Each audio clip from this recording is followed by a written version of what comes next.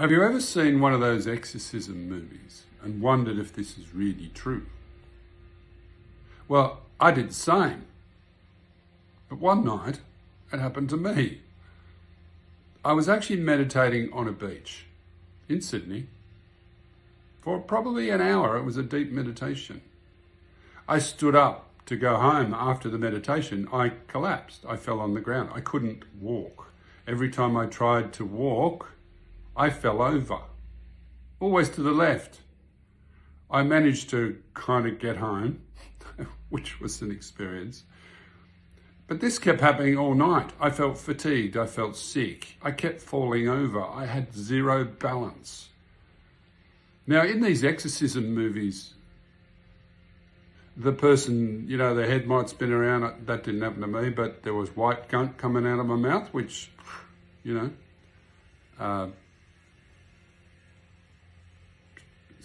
typical of these experiences, I understand.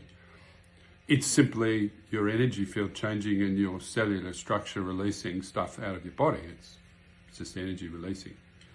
Anyway, a friend of mine is highly psychic, more so than me, said to me, now, if you want to get rid of this demon, this could be a really interesting exercise for you.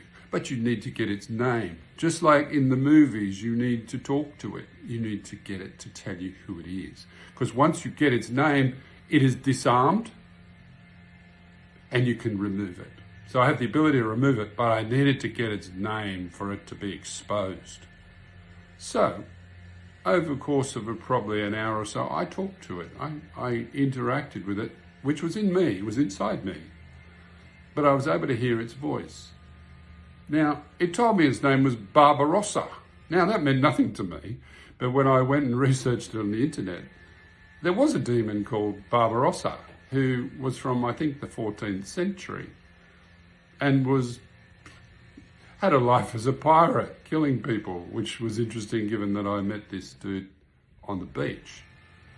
Anyway, having its name, because once you get its name through its own ego, you can take possession or control of it and remove it, which I did. So it was a really interesting 24 hours. I kind of enjoyed it, but I know most people wouldn't. And if this happened to most people, they'd go to a hospital and wonder what the hell was going on. I knew there was something a bit more to it than that.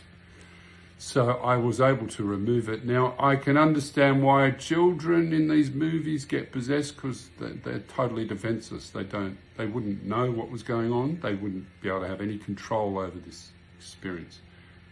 I did have control, but it took me a bit of time. But it was a fascinating experience, let me tell you.